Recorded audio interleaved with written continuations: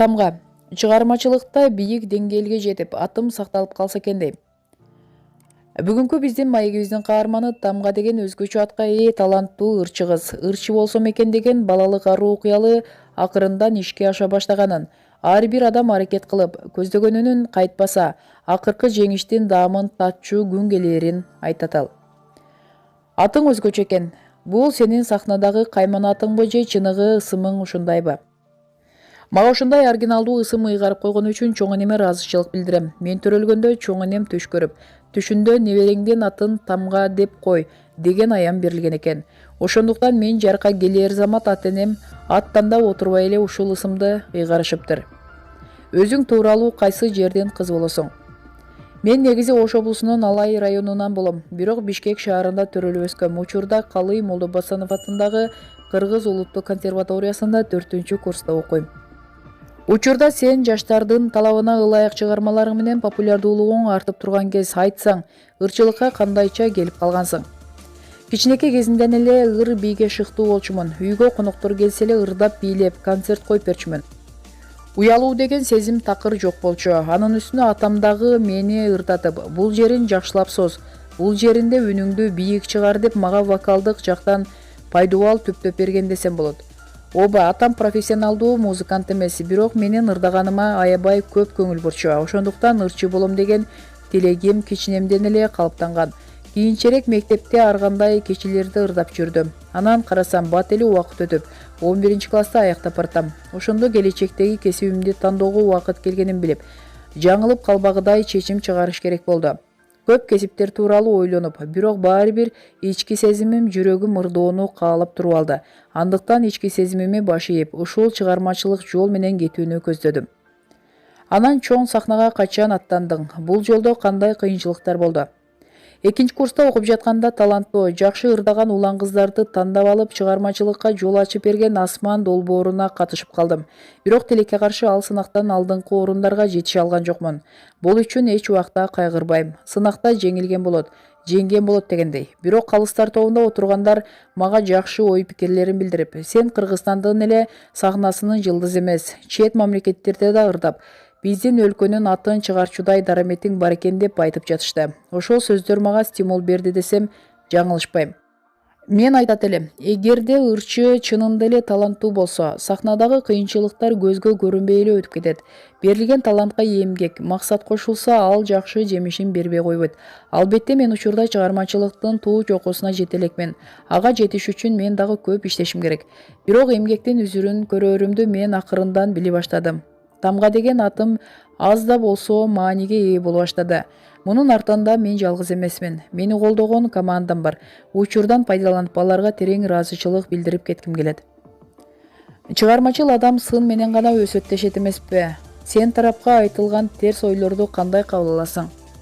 Кудайга шүгүр, учурда менин дарегиме айтылган жакшы гана сөздөр басымдуулук кылып жатат. Бирок арасында акырын менин короомо таш ыргытып коюп жаткандар дагы жок эмес.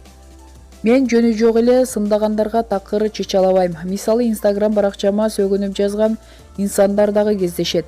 Менин сахнада кийген кийимиме, стилиме, боенгонума асылгандар болуп калат. Аларга такыр жооп бербейм. Бул жөн гана образ да. Кээ бирлери мени бой көтөргөн кыз деп да ойлошот экен. Мен буга такыр кошулбайм. Ата-энең, бир туугандарың жөнүндө айта кетсең, алар дагы чыгармачылыкка жакын адамдарбы? Ата-энем чыгармачылыктан алыс адамдар, бирок атам ырдап, комуз, аккордеон чертип калчу. Башында айтып өткөндөй, мени чыгармачылык жолго салган дал ушул киши болуптур, азыр ойлосом.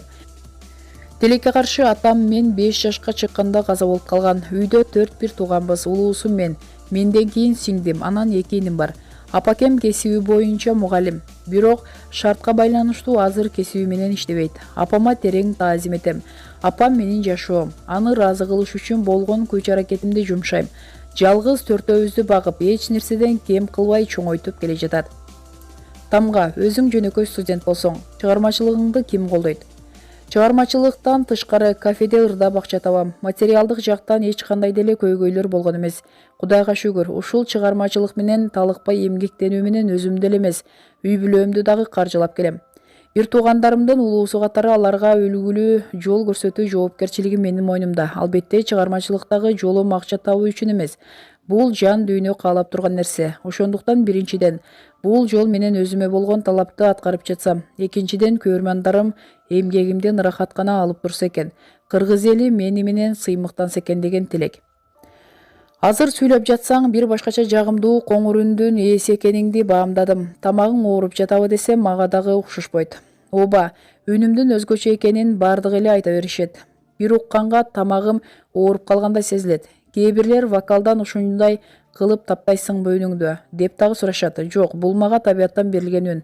Атактуу америкалык ырчы Мерая Кери дагы ушундай кырылдаган үндүн ээси эмеспи? Ал ошондой үнү менен кандай гана хиттерларды жараткан. Ошондуктан мен дагы ойлоп калам, буйруса келечекте угармандарымдын эсинде калчу жакшы чыгармаларды тартуулайм деп. Кыргыз ырчы кыздарынын арасында рэп аткарган кыздар дээрлик жок эсе. А сен бул жанрда кандайча ырдап калдың? Мен мурун ички дүйнөмдө рэп аткарууну аябай жактырчумун, бирок негедир аткарчу эмесмин. Эл кандай ойлойт дегенге эле такала берчүмүн. Эми жакындан бери рэп жанрында ырдап жүрөм. Билбейм, көрөрмандар колдоп эле жатышат. Демек, кыздарга деле рэп аткарууга болот тура деп калдым. Албетте, эми муну улуу муундагы адамдар колдобосун түшүнүп турам. Бирок жаштардын дагы талабына ылайык ырлар жаралып турбаса болбойт го. Ушул убакка чейин канча ыр, клип тартууладың көрөрмандарыңа? 15 ыр, 10 чакты клипим чыкты. Дагы алдыга көп пландар коюлган. Жеке концертимди берип, ырлар жыйнагымды чыгарайын деген тилектерим бар. Буйруса анын баарын ишке ашыра алам деп ишенем. Жеке жашоомо кызыккандар тууралуу айта кетсем, азырынча бул экинчи пландагы нерсе. Анын үстүнө жашмын дегендей. Алгач чыгармачылыгымды бир нукка салып алайын. Анан жигит күтүү, турмуш куруу тууралуу ойлонот турмун. Мына шуну менен биздин бүгүнкү берүүбүз жыйынтыкталды. Маалыматтар KYRGYZ сайтынан алынды. Көңүл буруп көргөнүңүздөр үчүн чоң ыраазычылык.